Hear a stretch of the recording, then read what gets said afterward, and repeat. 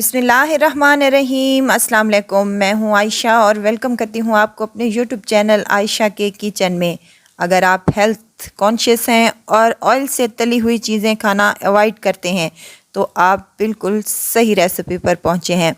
जी हाँ, मैं आप लोगों के लिए आज एक नहायत ही ज़बरदस्त और शानदार सी रेसिपी लेकर हाजिर हुई हूँ। चना चाट विद मैक्रोनी।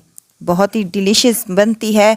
बनाने में ये बहुत ही आसानी से ये बन जाती है और खाने का तो मत ही पूछें, बेहद डिलीशियस और यमी लगती है।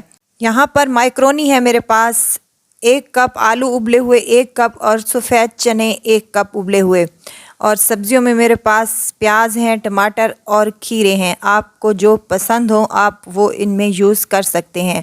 आप इसमें सेब और अमरूद का भी इस्तेमाल कर सकते हैं। और यहाँ पर आप रेड लोबिया की दाल या वाइट लोबिया की दाल भी यूज़ कर सकते हैं। चने मैंने बॉईल कर लिए थे और आलू और मैक्रोनी को भी बॉईल कर लिया था। अब इस एक बाउल में शामिल कर देंगे और किसी बड़े बर्तन में तमाम चीज़ों को हम यहाँ पर शामिल कर रहे हैं ताकि मिक्सिंग हमारी अच्छे से हो सके। सब्जियां भी आप अपने मर्ज़ी के मुताबिक जो आपको पसंद हो वो आप यहाँ पर इस्तेमाल कर सकते हैं। बंद गोभी भी आप यहाँ पर यूज़ कर सकते हैं। यहाँ मैंने शामिल किया है 1 चम्मच चाट मसाले का, 1 चम्मच नमक और 1 चम्मच कुटी हुई लाल मिर्च का। चाट मसाला होममेड है जो मैंने इसकी रेसिपी ऑलरेडी अपने चैनल पर दी हुई है। अब यहाँ पर इमली का पल्प है 2 चम्मच के करीब। और यहाँ मैं शामिल करने लगी हूँ केचप। सादा केचप है 3 से 4 चम्मच, इसके भी शामिल कर दें और तमाम चीज़ों को अच्छे से मिक्स कर लें। बहुत ही मज़े का और यमी सा ये बनकर तैयार होता है। इफ्तार से 15 मिनट पहले आप इनको बना लें तो बेहतरीन सी ये हमारी चना चाट बनकर रेडी हो जाएगी इंशाल्लाह।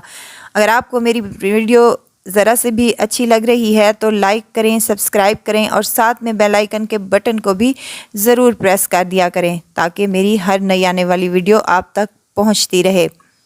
तो माशाल्लाह से यहाँ पर मिक्सिंग अच्छे से हो चुकी है। अब हमने इसमें शामिल करना है हरा धनिया। हरा धनिया शामिल कर लें। हरी मिर्चें भी आप इसमें शामिल कर सकते हैं अगर आपको ज़्यादा स्पाइसी खाने की ज़रूरत है तो यहाँ पर आप सलाद पत्ते का भी यूज़ कर सकते हैं। मेरे पास अवेलेबल नहीं था इसलिए मैंने हरा धनिया का यूज़ किया है। इससे भी बहुत ही अच्छा टेस्ट और फ्लेवर आता है। नींबू का रस ऊपर से शामिल कर देंगे। यहाँ पर मेरे पास इमली की चटनी है, इसकी भी रेसिपी मैं ऑलरेडी आपको अपने चैनल पर दे चुकी हूँ। बहुत ही खट्टी मीठी और मज़ेदार सी ये चना चाट हमारी बनकर रेडी होगी इंशाल्लाह। तो यहाँ पर ऊपर से केचप भी शामिल किया है मैंने। अगर आप चाहें तो यहाँ पर दही का भी यूज़ कर सकते हैं। आधा कप इसमें आप दही का इस्तेमाल कर सकते हैं तो इससे भी निहायत ही टेस्टी और मज़ेदार सी हमारी चना चाट बनकर रेडी हो जाएगी इंशाल्लाह। समोसों, पकोड़ों और रोल से हटकर कुछ नया अगर बनाना चाहते हैं तो मेरी इस रेसिपी को ज़रूर ट्राई कीजिएगा।